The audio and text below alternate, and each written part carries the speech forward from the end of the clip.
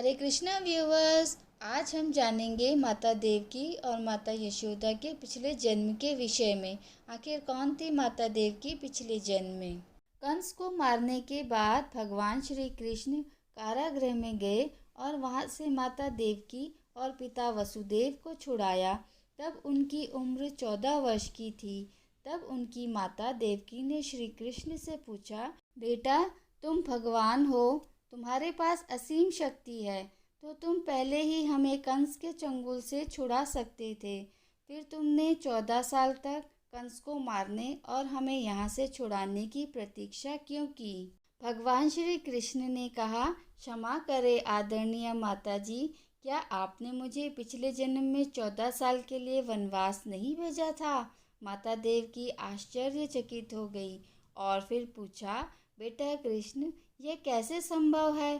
तुम ऐसा क्यों कह रहे हो? भगवान श्री कृष्ण ने कहा, माता, आपको अपने पूर्व जन्म के बारे में कुछ भी स्मरण नहीं है, परंतु पिछले जन्म में मैं राम था। तब आप माता कैकेयी थीं और आपके पति राजा दशरथ थे और आप ही ने मुझे 14 वर्ष का वनवास दिया था। कर्म फल से कोई नहीं बच सकता माता, इसलिए आपको 14 वर्ष का यह दुख सहन करना पड़ा। माता देवकी ने और ज़्यादा आश्चर्यचकित होकर पूछा, फिर महारानी कौशल्या कौन है? भगवान श्री कृष्ण ने कहा, वही तो इस जन्म में माता यशोदा हैं। 14 साल तक जो पिछले जन्म में माँ के जिस प्यार से वंचित रहना पड़ा था, जिसने उस दुख को सहन किया, वह उन्हें इस जन्म में मिला है। इसलिए मैं इस जन्म में 14 वर्ष तक उनके पास रहा और साथ रहने का माता और पुत्र के प्रेम का सुख उन्हें मिला। अर्थात प्रत्येक प्राणी को इस मृत्यु लोक में अपने कर्मों का भोग भोगना ही पड़ता है।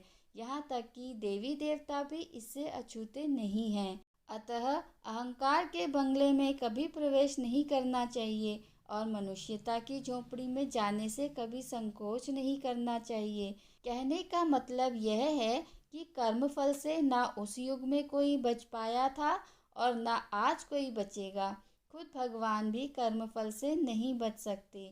इसलिए अपने हर कर्म को बहुत सोच समझकर कीजिए, क्योंकि जिसके भी खिलाफ आप कुछ गलत कर रहे हैं, उससे आपकी शत्रुता कुछ समय या शायद एक जन्म की है, लेकिन उसके साथ कुछ गलत करके आप अपने आने वाले कई जन्म बिगाड़ सकते हैं।